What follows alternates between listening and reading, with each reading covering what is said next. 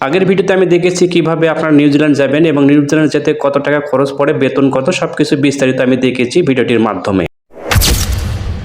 এবং আপনার বয়স কত এবং বেতন কত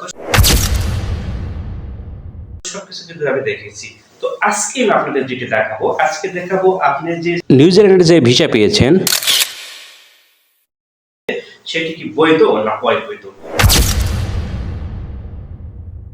আপনি চেক করতে পারবেন অনলাইনে। তো চলুন আমরা গুগল সার্চ দিয়ে দেখি।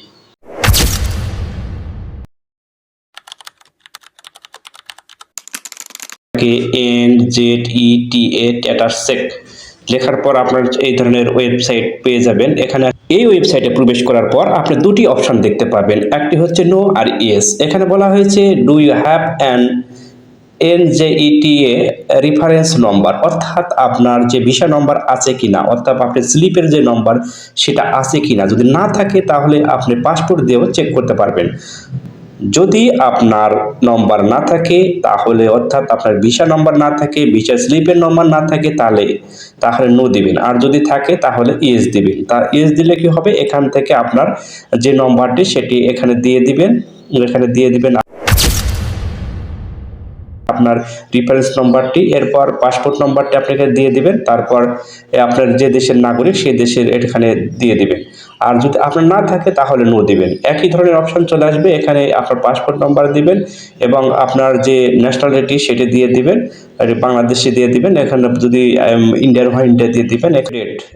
এক্সপায়ার ডেট, আর এখানে পাসপোর্টের কতদিন আপনার পাসপোর্ট কত তারিখে নিছেন এবং কত তারিখ এক্সপায়ার হয়ে যাবে, দুটো দেওয়ার পর সার্চ দিলে চলে আসবে। তো চলুন আমি আপনাদের দেখাই কিভাবে সার্চ দিবেন। আমার ভিসা নম্বর আছে, এই জন্য আমি এখানে এস দিলাম। এরপর আমি যে ভিসা নম্বরটি আমার, সেই নম্বরটি এখানে টাইপ করে দিব। তো আমার নম্বরটি এখান থেকে টাইপ করে দিব, আমার মনে আছে আমি এখান থেকে টাইপ করে দিব। যাই হোক, আমি আমার গোপনীয়তার জন্য আমি এটা হাইড করে রাখলাম। আর এখানে আমার যে ভিসা নম্বর সেটা দিয়ে দিলাম। নিচে আমার পাসপোর্ট নম্বরটি আমার টাইপ করা আছে, এখান থেকে কপি করব। এখানে আপনার দিতে হবে, আপনারটা আপনি বসে দিবেন।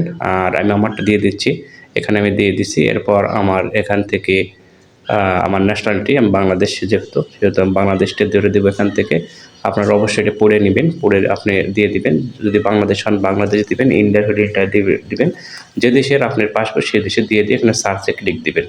সার্চে ক্লিক দিয়ে লোড দেওয়ার পরে দেখতে পাবেন যে আপনার পাসপোর্ট হয়েছে কিনা, কোনো ইস্যু আছে কিনা, সব কিছু জানতে পারবেন। তো ভিউয়ার্স দেখলেন সেটা রিয়াল।